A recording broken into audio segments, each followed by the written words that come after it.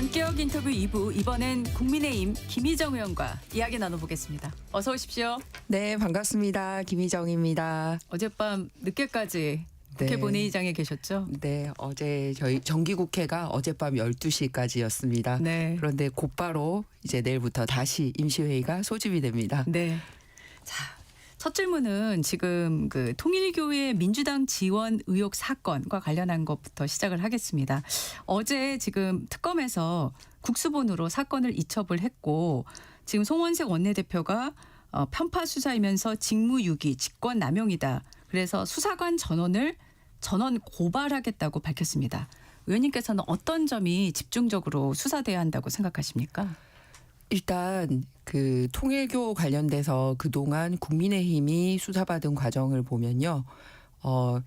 당에서 핵심이라고 할 수 있는 당원 명부를 확보하기 위해서 압수수색을 여러 차례 시도를 했고 결국은 당원 명부를 다 뒤져보지 않았습니까? 네. 그래서 우리가 뭐 쿠팡 사태 이런 거 보듯이 사실 개인정보가 굉장히 중요하지 않습니까? 그런데 그 당원 명부에는 이름, 주민번호, 주소 그리고 어떤 계좌나 카드를 통해서 이 당비가 납부되는지 등 아주 민감한 정보가 포함되어 있는데 그거를 다 가져갔습니다. 네네. 네, 그렇게 하고 마치 이제 통일교하고 국민의힘이 연관이 되어 있는 것처럼 하고요.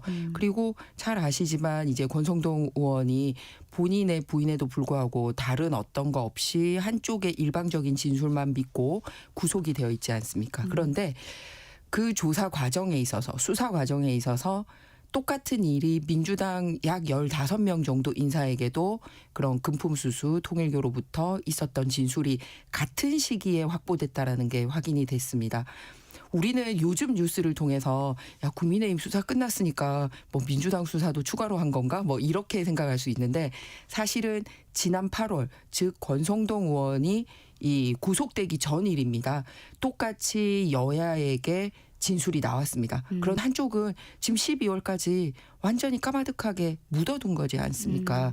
그래서 과연 특검이 공정한가 이런 의문 제기를 할 수밖에 없습니다. 그리고 국민의힘에 대해서는 그거를 빌미로 해서 한 의원에게 그치지 않고 정당 전체를 탈탈 털어간 반면 민주당에 대해서는 아예 이름 나왔던 전현직 의원이나 고위공직자에 대해서는 아예 함구했을 뿐만 아니라 민주당은 수사 대상이 아니다라고 선을 그었죠. 특검 믿을 수 있겠습니까?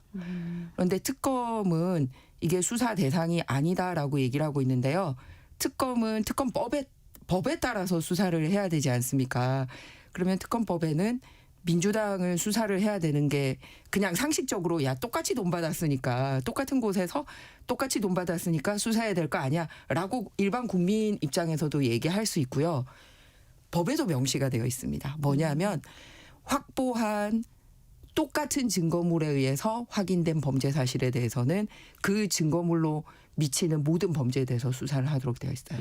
그러면은 통일교 자금에 대해서 똑같은 시기에 확보한 진술 그리고 민주당 쪽 인사는 녹취록 이런 게 있다면 같이 수사해야 되는데 이 법을 어긴 거잖아요.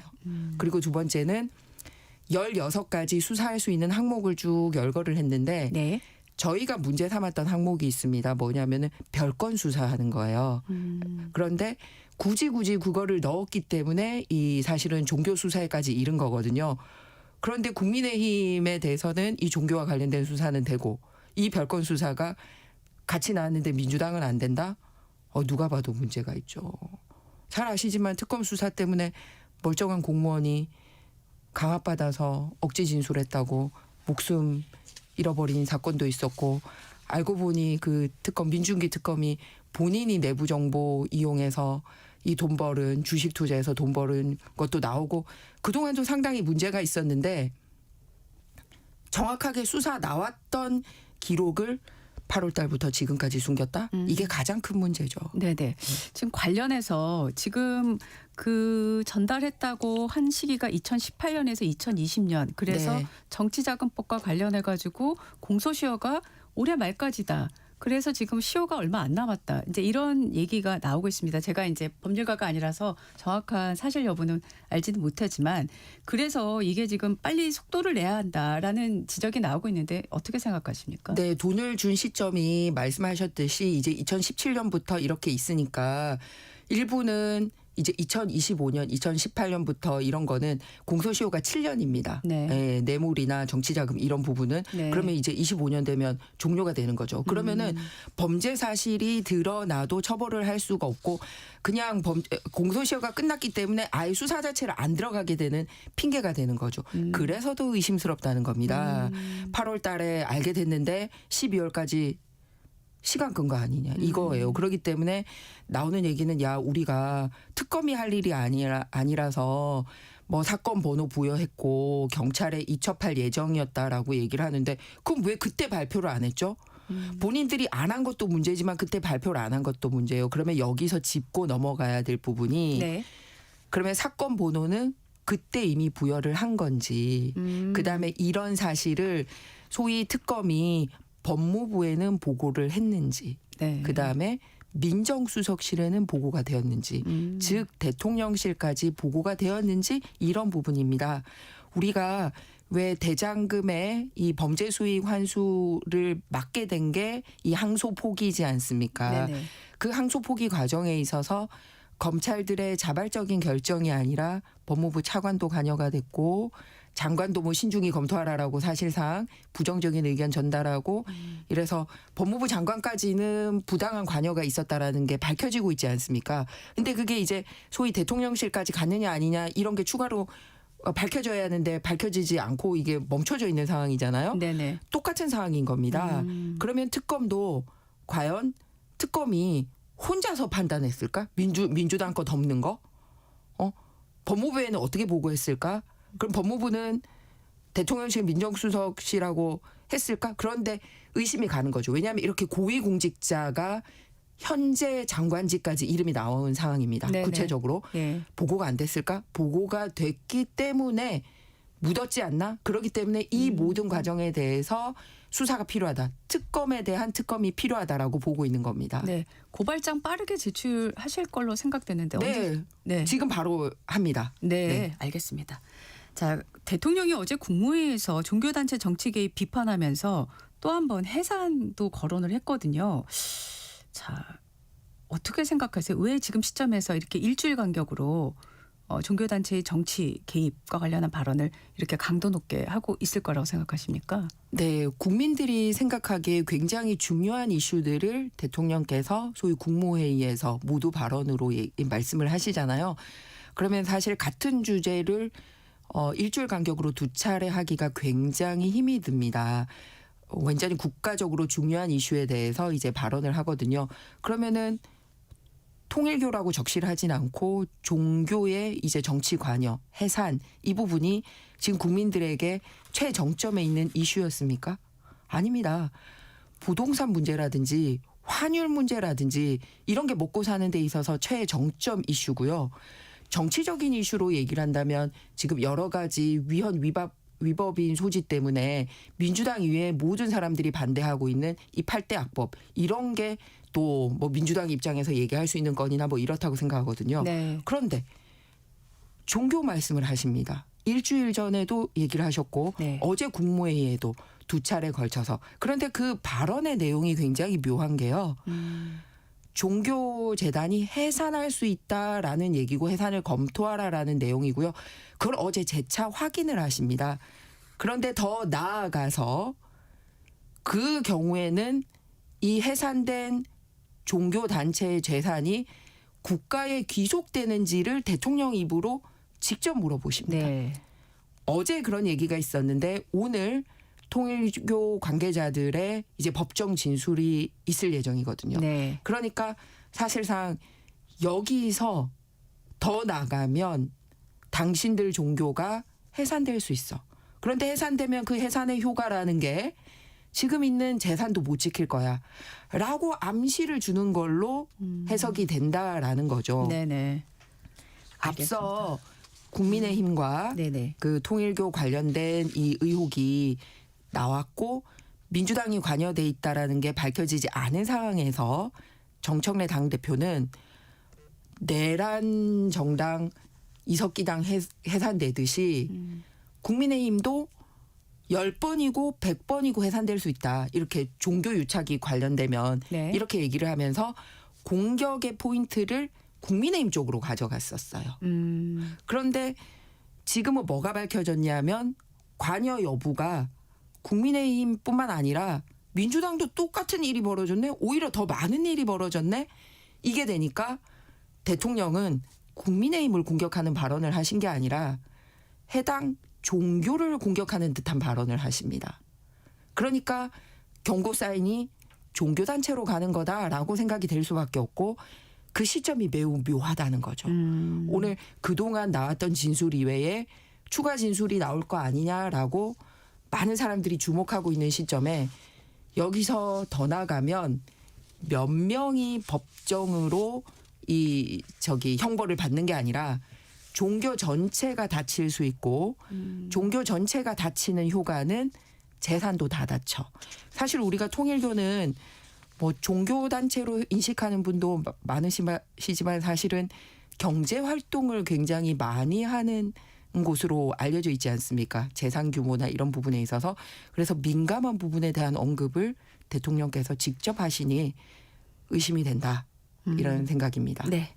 자, 어제 이제 정기국회 마지막 날에 필리버스터를 진행을 했는데 잠시만요. 그거 가기 전에 네네. 하나 더. 네. 대통령께서 직접 관여되는 통일교 관련된 내용이 있어서 그 부분을 좀 말씀을 드렸으면 합니다. 네. 어떤 내용일까요? 예, 그 국민의힘은 그동안 이제 뭐 권성동 의원이 통일교에서 자금 받은 거 아니야? 뭐 이 정도 의심이었었거든요. 예. 그런데 통일교 관련된 인사 제3 한 3순위 정도 되는 인사로 나중에 되는데 이분이 23년에 이재명 대표에게 직접 민주당 세계 한인 민주회의 부의장 당직을 맡고 그리고 임명장도 수여된 게 이제 밝혀졌습니다. 지금 그 말씀을 조금 더 한번 정리해서 말씀해 주시겠습니까? 그 당직을 그 통일교 인사가 맡았다는 건가요? 아니면 네, 맞습니다. 통일교 인사가 맡았습니다. 네. 그런데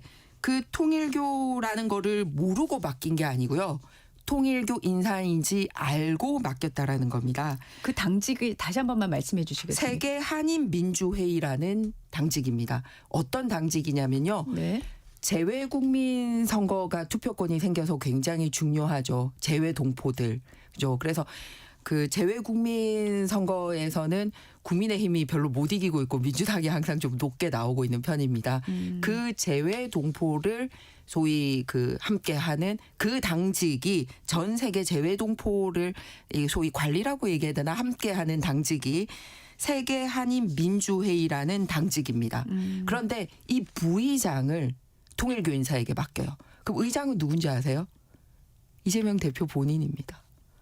당 대표가 직접 그 대표를 맡는 당 기구라는 것은 그 기구가 얼마만큼 중요한 기구인지를 보여주는 거잖아요. 그렇군요. 예, 그리고 그 수석 부의장을 임종성 의원이라고 소위 7인회로 그러니까 친명 중에서도 핵심으로 알려져 있는 네. 그 7인회 소속인 그 임종성 의원이 수석 부의장을 맡습니다. 네. 그런데 임종성 의원은 이 통일교 인사인지 알고 추천을 했고 그러다 보니 당 인사는 생소한 종교 그러니까 뭐 1, 2위 되는 이런 종교가 아니잖아요. 예. 심지어는 민주당 관계자는 생소한 이단 종교인에게 당직을 맡기는 게 이례적 반응이라는 당내 반응이 있었다라고까지 이 워딩을 합니다. 네. 그렇게 해서 맡겼거든요. 네네. 왜? 그러다 보니 이 당직을 맡으신 분이 이제 종교직이다 보니 또 우리가 좀 여전히 생소한데 예. 그 안에서 이제 중요 당직을 그러니까 한 3등 정도 되는 당직을 네. 맡아요. 그러다 보니 이번에 종교 관련된 압수수색이 있을 때 네네. 내가 압수수색 막을 수 있어. 막 이런 식으로 그 민주당과의 친분을 과시해서 이 수사망에서 피해갈 수 있다라고 자신하고 다녔다라는 것까지 현재 언론에 나오고 있는 상황입니다. 알겠습니다. 그래서 관여 정도가 네. 훨씬 더 민주당이 더 직접적이고 권성동 의원의 경우는 이제 의원 한 명에게 고리를 가지고도 당 전체에 덮어 씌우려고 했던 반면에 민주당의 경우는 이재명 당대표 당시에 어쨌든 직접 이렇게 임명장 주고 본인이 의장으로 있는 그 수하로 이 통일교 인사를 임명하고 이런 장면까지 나오기 때문에 국무회에서 발언이 과연 적절한가 이런 생각이 듭니다. 알겠습니다. 자, 어제 그 국회 본회의의 필리버스터 중단, 재개 반복을 했습니다. 특히 이제 우 의장이 나경원 의원 토론 중에 의제에서 벗어난 발언이라고 마이크를 끄는 일이 발생을 했거든요. 네. 자, 61년 만에 필리버스터 중 의장이 토론자 발언을 중지한 건 61년 만이다. 네. 라는 또 설명도 있습니다. 어제 네. 상황은 어떻게 보십니까? 일단 필리버스터라는 거는 말 그대로 소수 의견을 마지막으로 보장해주자. 마지막이 아니라 유일한 겁니다. 계속 그냥 투표를 하거나 하면 그냥 소수당은 존재할 필요가 없죠. 그래서 필리버스터를 통해서 어떤 의견을 가지고 있는지 들어보자라고 얘기를 했는데 사실 필리버스터는 원래 무제한이어야 합니다만 우리나라에서는 그냥 24시간이 지나면 역시 다수당에 의해서 종결될 수 있도록 되어 있습니다. 그런데 이 24시간 동안에 부당함을 알리는 기회조차 맞고 10분 만에 입틀막을 했어요. 그것도 국회의장이 국회의원의 입틀막을 했습니다. 좀 전에 우리 사회자께서 말씀하셨듯이 네. 그 헌정사상 딱 2번 있는 일인데요. 61년 전입니다. 1964년 4월 22일 당시 이효상 의장이 당시 김대중 의원의 마이크를 끄는 사건입니다. 그리고 61년 동안 이게 또 필리버스터가 중간에 없어졌었어요. 네. 예, 그랬다가 지금의 민주당이 필요성을 주장을 해서 당시 여당이자 다수당이었던 국민의힘이 이제 받아들였던 게 필리버스터인데 그 10분을 못 참더라고요.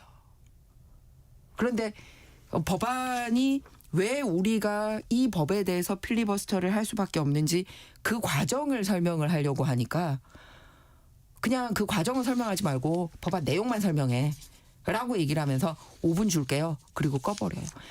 국회의원들을 가장 존중하고 국회의원들의 발언권을 보장해야 되는 당사자가 국회의장이기 때문에 국회의장은 회의 운영을 한 게 아니라 정치적 폭력을 한 거죠. 그래가지고 반대 의견을 그냥 무음 처리한 거잖아요.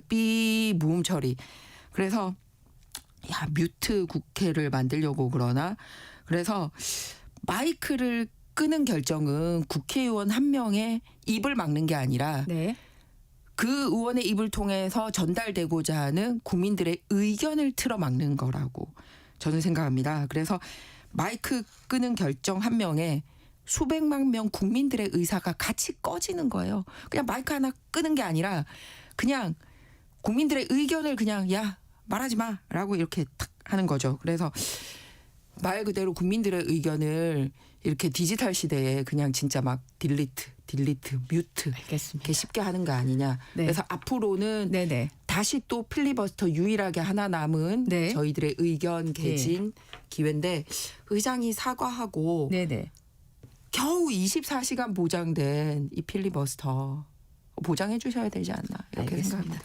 앞서 그 김희정 의원께서 말씀하셨던 통일교와 민주당 관련한 발언은 향후 여당 의원이 출연할 때 다시 한번 저희가 질문을 해서 또 말씀을 하고 전달을 해드리도록 하겠습니다. 네. 지금 근데 이 지금 필리버스터 제한법을 네. 지금 앞서 출연하셨던 이건태 민주당 의원도 네. 지금 혁신당도 이제 반대를 하고 있는데 이게 혁신당하고 잘 얘기해서 설득이 될 거다라고 이제 생각을 하시고 있는 것 같아요. 그러면 지금은 국회법 개정안이 네. 상정이 안 되고 있는데 네. 이 상황에서 민주당 쪽에서 빠르게 이걸 또 상정할 수 있을 가능성이 있을 것 같은데요. 어떻게 보세요?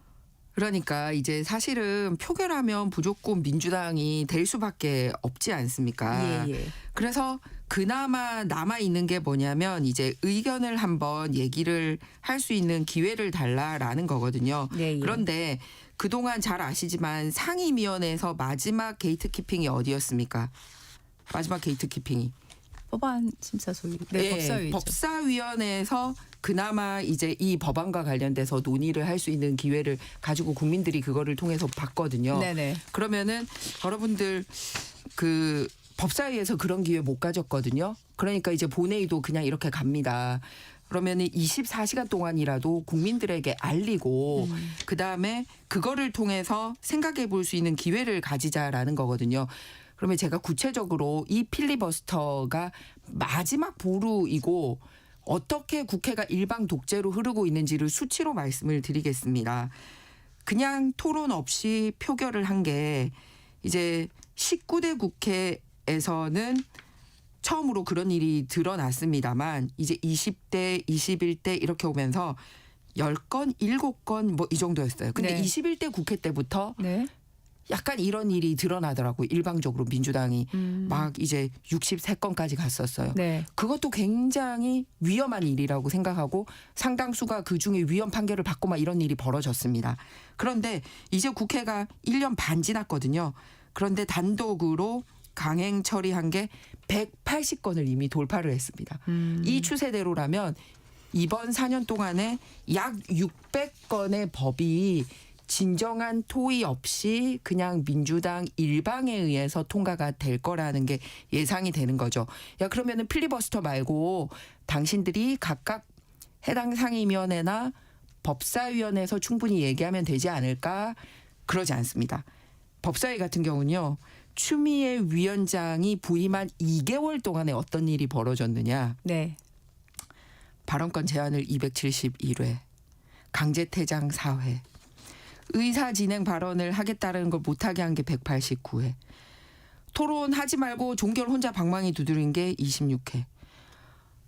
말하기도 입이 아파요. 즉 무슨 말이냐면 그냥 국민의힘은 발언 주지 않고 무조건 민주당 방망이만 쳐서 이런 심사가 안 된 법이 본회의로 막 올라오고 있는 시스템이라 본회의장에서 24시간 발언을 못하면 무슨 일들이 어떻게 벌어지고 있는지 국민들도 모르고 위헌적인 법률이 마구마구 양산이 된다는 겁니다.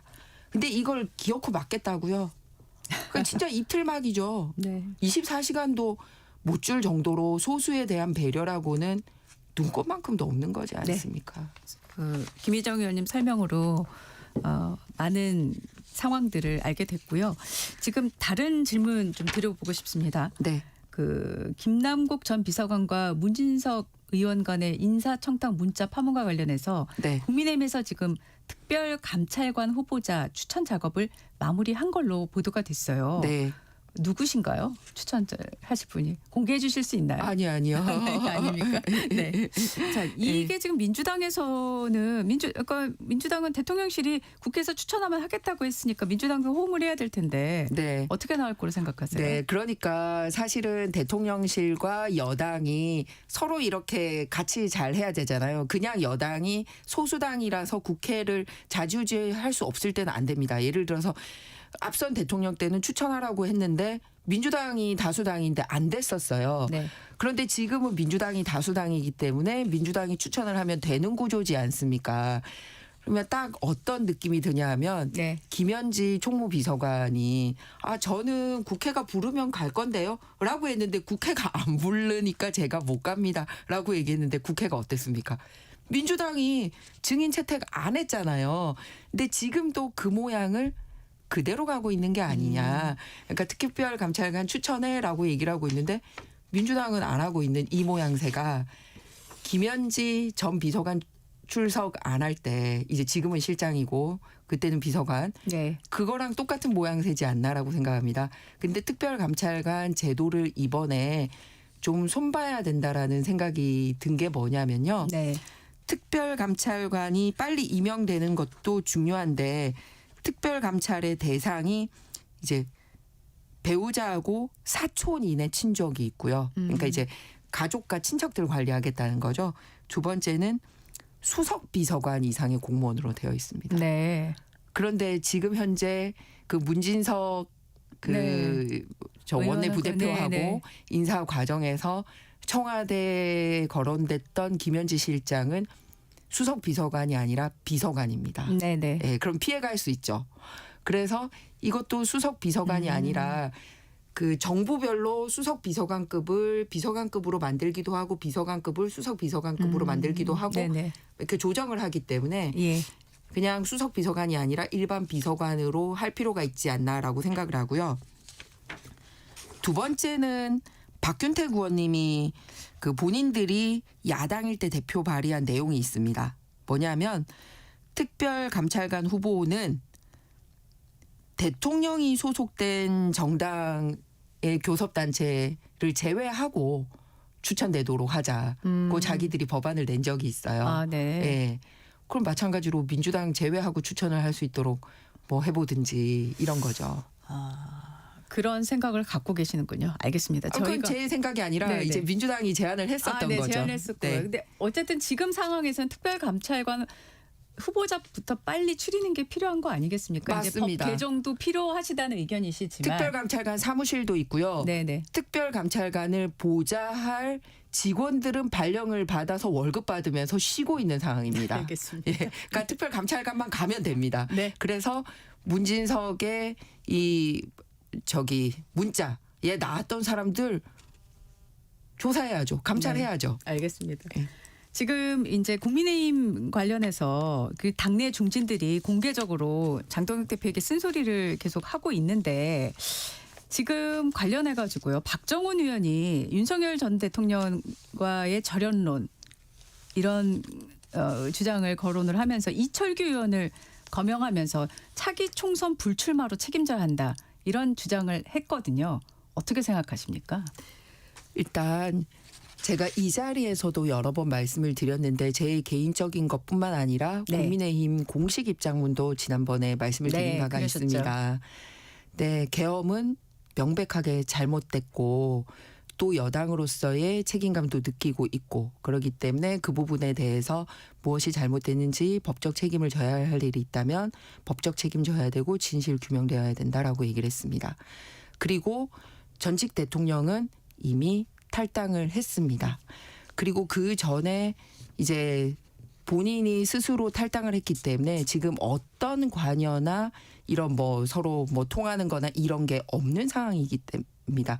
그렇기 때문에 마치 아직도 뭐가 연계가 있는 것처럼 얘기가 돼서는 안 된다. 명백하게 탈당이 되어 있고 우리 당은 스스로 이 문제에 대한 책임도 지고 어떻게 국민들에게 다시 신뢰를 회복받을지 다양하게 얘기를 하고 있다. 그 다양한 얘기 과정 중에 여러 의견들이 나오고 있다라는 그런 말씀 드리고 싶습니다. 네, 알겠습니다. 오늘 말씀 여기까지 듣도록 하겠습니다. 지금까지 국민의힘 김희정 의원이었습니다. 감사합니다. 네, 오늘도 좋은 하루 되십시오. 날씨 정보 듣고 돌아오겠습니다.